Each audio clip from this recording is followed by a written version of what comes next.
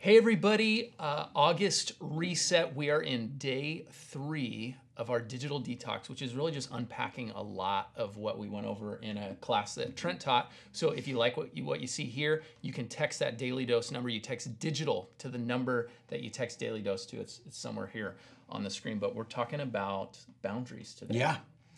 Spilled milk, specifically. I don't like spilling milk. Knows no bounds. Knows no bounds.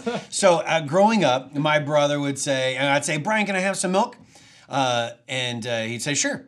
And so he'd start pouring and he'd say when? I was like, so okay, stop.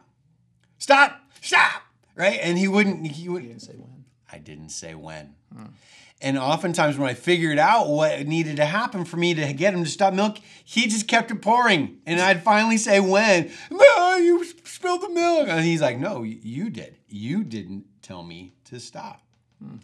And so there's this whole element as far as our boundaries. Oftentimes we think in our own mindset that we will have the willpower, know-how, and great timing to be able to set our own boundaries in the midst of a circumstance or a situation to prevent us from going too far. But I think, okay, there's a key word there. You said set your own boundaries, because I have 2 kids and they have screen time. And I think twice in their entire lives, their collective 17 years of existence, have they ever decided before that timer went off that they were done with screen time? Absolutely. I have a screen time notification myself. And I use every minute of it until it says, okay, stop. And then oftentimes I can hit ignore and keep on going, right? I mean, that's so how do you don't, our parents they're not setting our screen time boundaries for us. They are not setting our boundaries. So you might say, okay, what's the deal with this and why? Well, number one, I just love this particular verse, Ephesians 5:15 through 16. Be careful then how you live, not as unwise, but as wise, making the most of every opportunity, because the days are evil. And ultimately what I'm talking about with this particular verse is, are we being wise with our time, with our efforts, with what we're putting into our mind gate, or is it determining it for us? I love what one guy, Brady Shear, ended up saying at one point, and I've mentioned this many times, is if you want to be able to see what it is that you're putting in your mind, then simply just go to your Instagram and let somebody else look at it. And all of the pictures and different things are a reflection of what it is that you actually want to look at. And you say, oh, no, I have good boundaries in this particular area. But just letting your eyes linger on a particular picture longer, it notices that and recognizes it and will put that into the feed more often. It changes the algorithm. It changes the algorithm in the moment. And so there's an element of how are we setting up boundaries for ourselves, because our own willpower is not going to do it.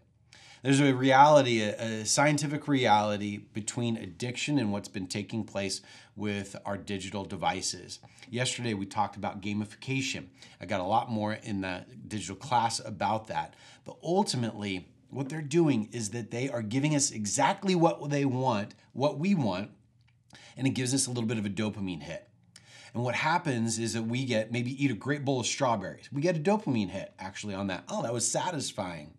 But we actually also know that we don't want to keep on eating it. It's not a synthetic sugar. Well, what happens is that ultimately we have a digital version of this dopamine hit in our relationships.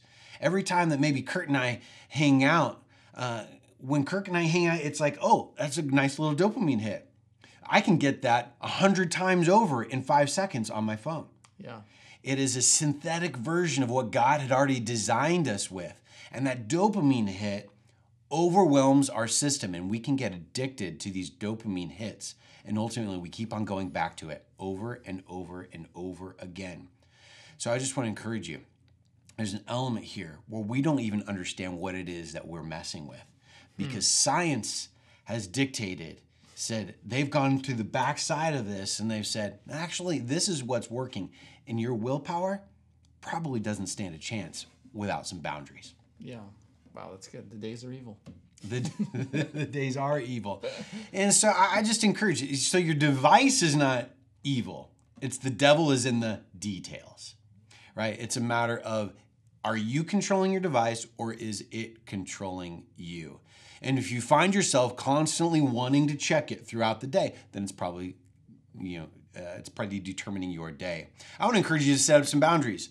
Maybe it's putting on your do not disturb. You can set your profile to several different elements throughout the day. I have one for my morning, for my work hours, and at night. So only people can get a hold of me at particular times during the day. Or maybe you have a cell phone zone where your cell phone goes in a particular basket when you get home, that you don't have it on the dinner table even, so it's not constantly interrupting you and your time with your kids, your spouse, your friends, whatever it may be.